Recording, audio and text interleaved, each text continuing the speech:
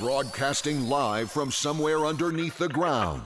Archaeology News. The news you can trust. All right, so for today's edition of Archaeology News, we have a pretty diverse lineup of stories, which will take us to Panama, Germany, and Indonesia. So let's start off with Panama, where the weather is warm and the canals are long. And we're going to go right off to El Caño Archaeological Park, right in the middle of this snake-like isthmus of a country. Now here, the uncovering of a high-status tomb full of gold was just announced. Now, to be honest, this was not a shocker. This is, after all, an archaeological park, because prior to this, there were 8 other tombs excavated, all high status. So it was known that there would be a tomb here. So what's the big deal? Why is this a story? First of all, the sheer amount of bling that was found. All day my phone ringing, bling, bling, bling. Plus in my earrings from a mile, bling, bling. Among the finds, and these are coming to you courtesy of the Panamanian Ministry of Culture, I'll put the link in the show notes, we have found 5 pectorals, essentially breastplate jewelry that was used for the deceased. And I'll give you a sec to take in the photos. 2 belts made of gold beads, several gold bracelets and necklaces, 2 gold earrings in the form of human figures, a few pieces of jewelry made from the teeth of animals, including 2 earrings made from the teeth of a sperm whale, and a few other assorted golden figurines. Now, if these photos look doctored to you, like they couldn't look like that just coming out of the ground, remember that gold, unlike most other metals and certainly, complicated alloys, does not tarnish. So if you find a piece of gold in the ground, it's going to look a lot like it did when it went into the ground, assuming no heat or chemical processes were undertaken on it. So gold, it just looks magic when you pull it out of the earth. Now, secondly, the grave goods in this tomb were different from the others. You see, the other 8 tombs that they excavated before this one, they were full of weapons, and the pendants that they had in jewelry was made from the teeth of predatory animals. So those were obviously interpreted as that they were commemorating sort of warlike warlord guys, right? Because of all this martial and aggressive imagery. And in that day, so long ago, probably warlords and political leaders were basically the same thing. That seems pretty consistent all over the place. However, this tomb was not buried with any weapons. In fact, the artifacts that were found, other than all of that bling, were some flutes made out of animal bones. And it was thought that these flutes played an important role in religious ceremonies, maybe communicating with the spirits or somehow connecting the player and the listeners to the animal world from whence the flutes came. And for this reason, the deceased in this tomb was interpreted to be some kind of priest. And they also dubbed him, because of these artifacts, the Lord of the Flutes. How original. Finally, the Lord of the Flutes was buried face down, directly on top of the body of a woman. And what his relationship was with this woman, we don't know. And unfortunately, even with DNA, we're unlikely to find out. Why is that? Well, these tombs are about 1,200 years old. That probably seems like nothing, considering, they're extracting DNA that's tens of thousands of years old. But the trouble is, Panama, as I mentioned before, is in a balmy climate that's also very humid and gets a lot of rain. And although techniques are improving, it's difficult to extract DNA in those kinds of climates, because DNA doesn't hold up very well there. So in the previous excavations, when they tried to test the other remains for DNA, they didn't come up with anything significant. So unfortunately, even though these are just 1,200 years old, it's unlikely that DNA will be able to shed any light on the relationships between these folks anytime soon. However, the tomb hasn't been finished excavated yet. And from the looks of the pictures, there's a lot going on down there. And one of the things they're likely to find is a whole bunch of other people. You see, when those other tombs were excavated, they actually found lots of other people along with the main body. In fact, between 8 and 32 people per tomb. So that's quite a party they have going on down there.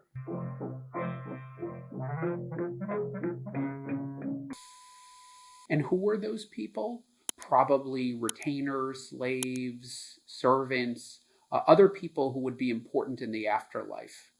And I know that sounds pretty gross, sacrificing people who serve loyally just when the master dies.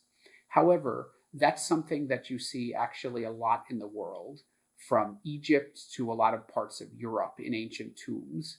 And maybe one show I will tell you about a live account, an eyewitness account of a Viking funeral.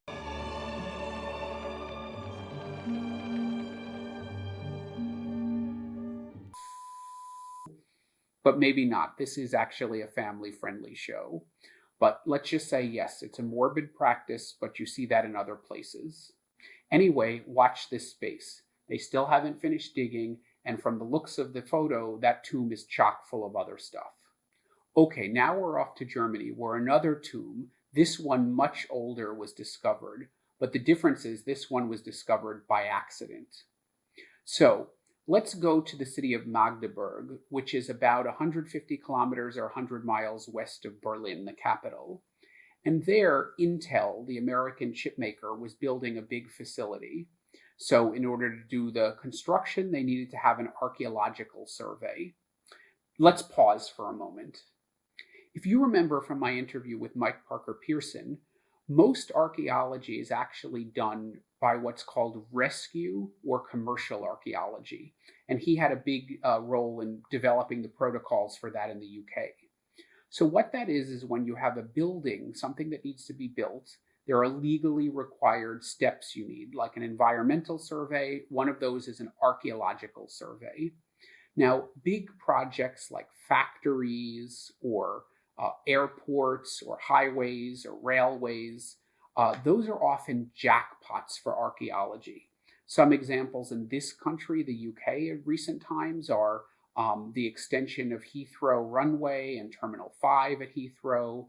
There's HS2, this big high-speed rail disaster happening right now. They find lots of stuff in those projects. Now, unlike what you're thinking, once again, that's actually how most archaeology is done. It's not done by mustachioed old archaeology professors, deciding they want to study a place. It's done to rescue the archaeology before it's destroyed. At least things are noted. So that's what happened here in Germany. And what did they find? Some pretty weird stuff. They found two giant burial mounds, 20 to 30 meters long. That's like 65 to 100 feet. And those contained several burials. And what was cool is, in addition to those burials, they were also made of wood. So essentially, they were some wooden structures that were then covered in earth. And that allowed them, of course, to radiocarbon date these things, the bodies and the structures. And let me tell you, these things are old. 6,000 years old to be exact. Now, they belong to what's called the Ballberg culture, which is an archaeological culture in this area of Germany that lasted from about 4,000 to 3,100 BC. Now, it's very important here to point out that in archaeology, when we say a culture, an archaeological culture, we're referring simply to the material remains, a style of the material remains, which is usually ceramics or pottery, which it is in this case.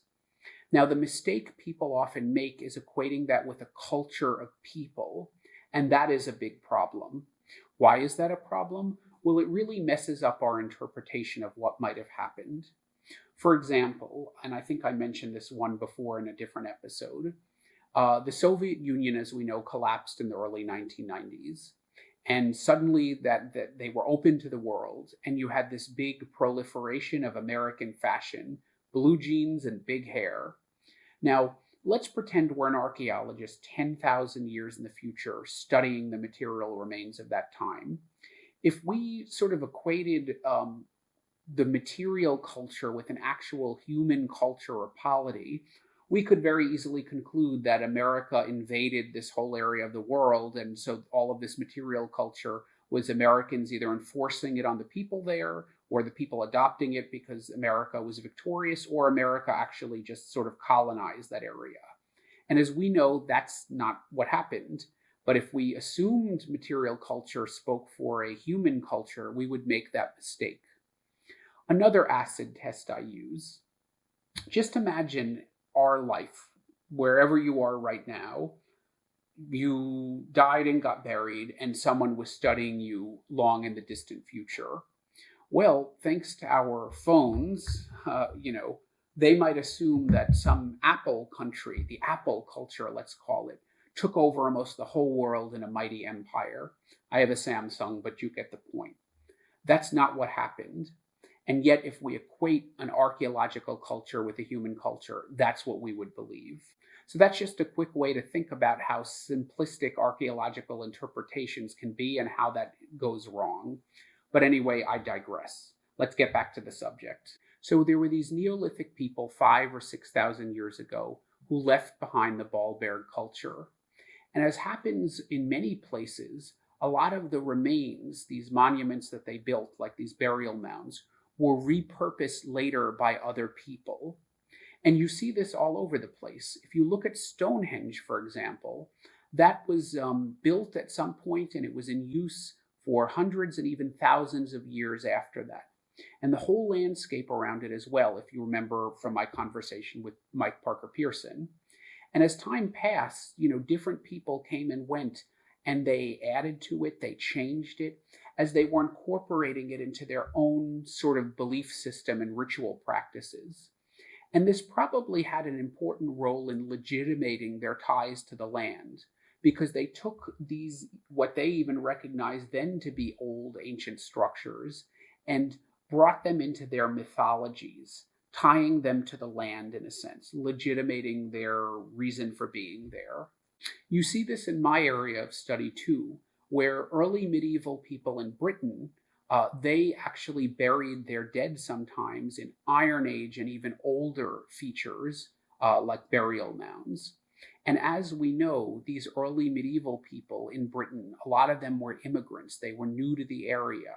So this act of sort of putting their dead in with the ancient ancestors and recognizable features in the land, that was probably pretty important to them to try to, stick their mythology in there and tie themselves to the land. Even though they were newcomers, they belonged there.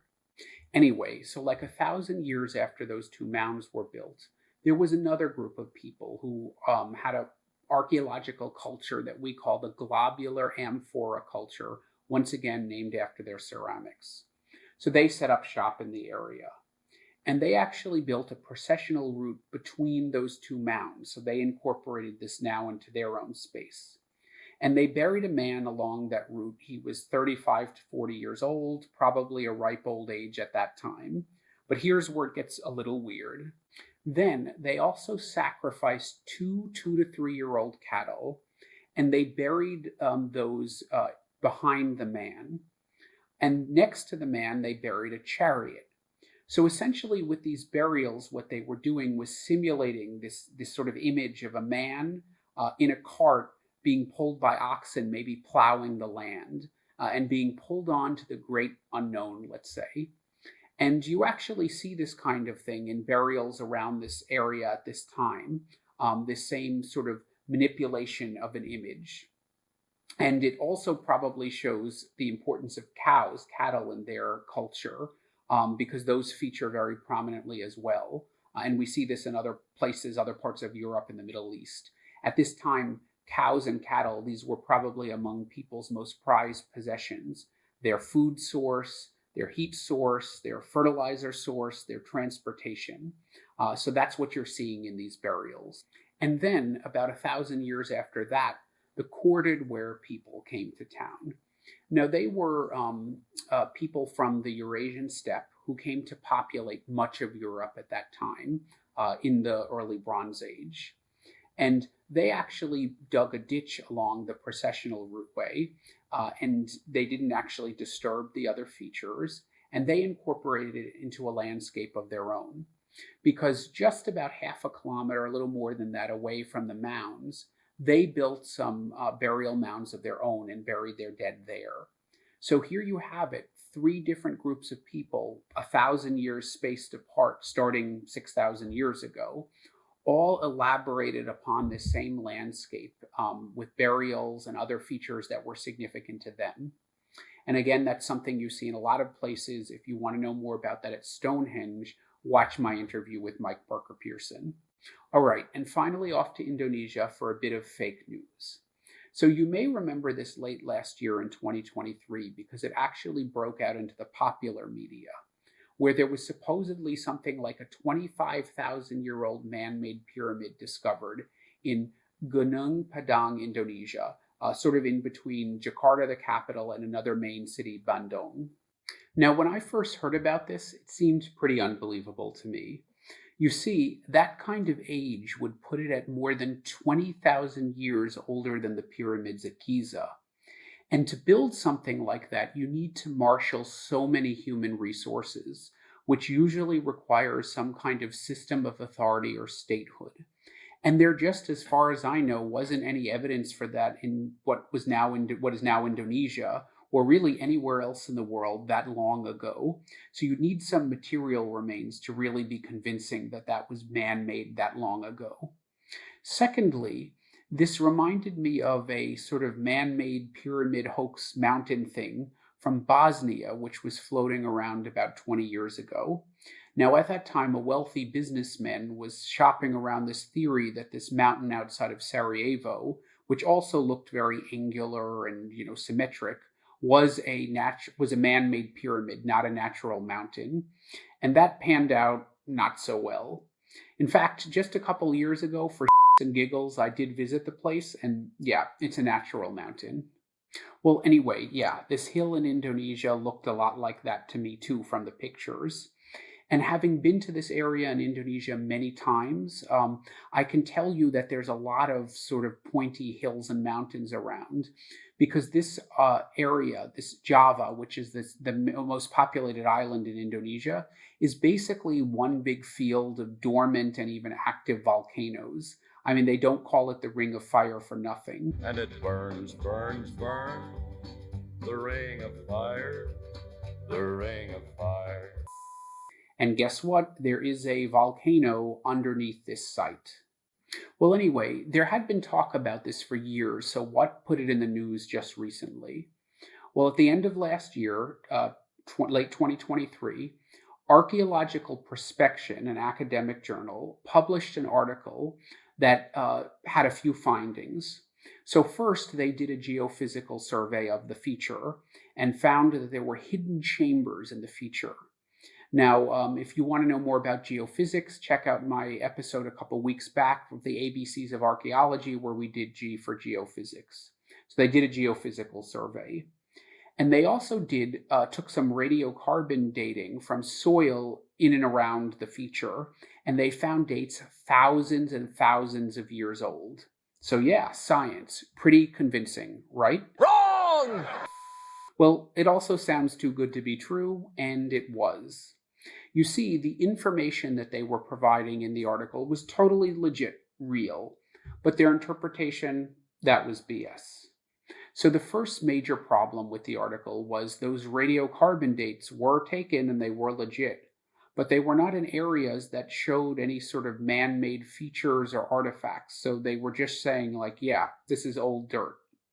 Secondly, I hadn't heard anything more in terms of analyzing the geophysical surveys, but as you know from my ABCs of Archaeology for geophysics, those are not that straightforward to interpret. So, it depends on what's in the soil, it depends what kind of technique you use, and is that right for the topography and the soil, etc. And these guys, having made that mistake, that bonehead error with the soil, I'm not sure I trust their judgment in assessing the geophysical survey. So this paper, retracted. That's right, Archaeological Prospection pulled it back. So as you see, the truth eventually does come out. All right, there you have it, the latest edition of Archaeology News. And remember, crime doesn't pay. Hey, if you like what you heard, give me that thumbs up below, hit that bell to subscribe, or if you want to support more independent archaeology content, consider contributing to my Patreon, where you can enjoy some exclusive members-only benefits and other goodies. Until the next dig.